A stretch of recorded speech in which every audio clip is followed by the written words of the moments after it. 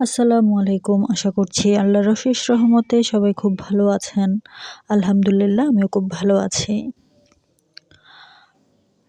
দেখতে পাচ্ছেন খুবই প্যারাদায়ক একটা সবজি, তবে প্যারাদায়ক হলেও অর্থাৎ পরিষ্কার করতে অনেক বেশি সমস্যা পোহাতে হলেও এটা যে খুবই পুষ্টিকর একটা সবজি এবং খেতে খুবই মজা, সেটা আশা করছি বেশিরভাগ মানুষই আমার সাথে একমত হবেন।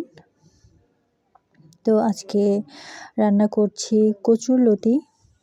আর এখানে কচুরলতিটা আমি আমার আম্মুর দেখানো পদ্ধতিতে রান্না করছিলাম। আর একেবারে অল্প মশলা দিয়ে এই কচুরলতিটা রান্না করতে হবে। আমি যেহেতু প্রতিদিনের অল্প স্বল্প ভিডিও আপনাদের সাথে শেয়ার করি, তাই পুরো পদ্ধতিটা আর আমার ভিডিওতে দেখাচ্ছি না। তো আমার মনে হয় প্রায় মানুষই কচুরলতি খেতে খুবই পছন্দ করেন যদি সেটা ঠিকভাবে রান্না করা হয়। তো আমিও চেষ্টা করেছি ঠিকভাবে আম্মুর পছন্দ মতো রান্না করতে, এবং পরবর্তীতে এখানে আমি আমার বানানো আমটা দিয়ে দিলাম। এটাকে আমশিও বলা হয়ে থাকে। আম শুকিয়ে এটা বানানো হয়, আর শুকানোর সময় বেশ কতগুলো মশলা দিতে হয়। তো এটা আমি বানিয়ে এনেছিলাম আমার শ্বশুরবাড়ি থেকে। এটা কিন্তু আচারও করা যায় আমশি দিয়ে, খুবই মজার। আচার বানানোর সময় যে মশলা দিতে হয় সেসব ইউজ করেই, তারপর সরিষার তেল দিয়ে কিন্তু এটা আচারও বানানো যায়, খুবই মজার। তো আমশি বানিয়ে পরবর্তীতে সেটা আবার আচারেও কিন্তু পরিণত করা যায়। যদি সব কিছুর জন্যই রোদের দরকার খুবই বেশি, রোদ হলেই এইসব আচার খুব সুন্দর করে বানানো যায়। তো এরপর এখানে আমাদের হেল্পিং হ্যান্ড কাঁঠাল বিচিকে একটু ভর্তা করে দিয়েছে। সেগুলো আমি সব কিছু মাখিয়ে খাওয়ার উপযুক্ত করে নিচ্ছিলাম। তো শুধু কচুরলতিই না, এই যে কাঁঠাল বিচির ভর্তা, এটা কিন্তু বাঙালি মাত্রই খুবই প্রিয়, এবং অবশ্যই সুন্দর করে বানাতে জানতে হয়, তাহলেই কিন্তু খেতে খুবই ভালো লাগে। সব কিছু পরিমাণ মতো দিয়ে এটা বানিয়ে নিলেই কিন্তু খুবই চমৎকার একটা খাওয়ার রেসিপি হয়ে যায় ভাতের সাথে। তো আমার দুপুরের খাবার ছিল কাঁঠাল বিচির ভর্তা এবং কচুরলতি। এই দুইটা জিনিস থাকলে মাছ মাংসের অভাব কিন্তু একেবারেই টের পাওয়া যায় না। একদম সহজেই এক থালা ভাত এমনিতেই খাওয়া যায়।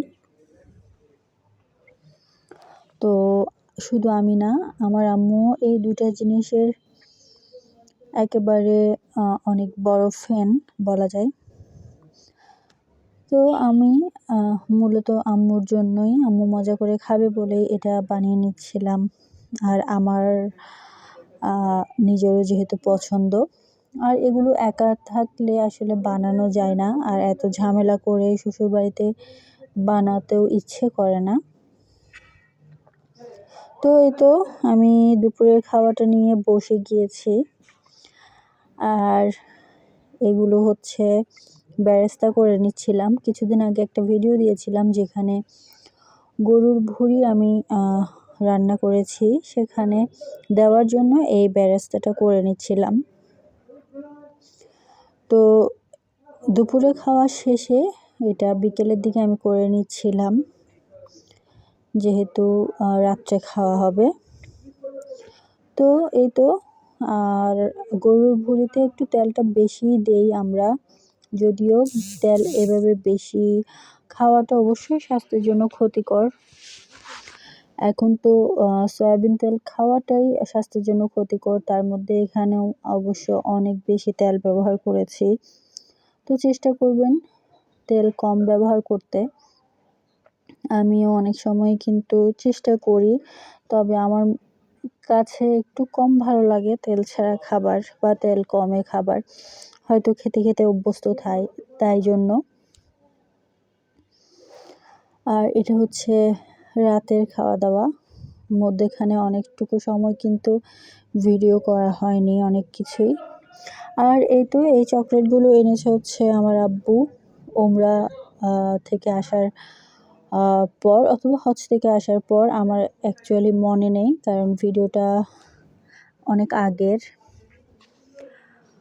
তো হয়তোবা আমি লাইফে অনেক ভালো ভালো চকলেট খেয়েছি বিদায় আমার কাছে এটা কম ভালো লেগেছে এই চকলেটগুলো।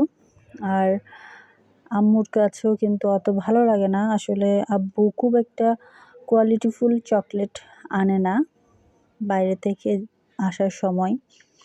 গড়পড়তা আনতেই হবে এমন ভেবে হয়তো সবসময় আনে।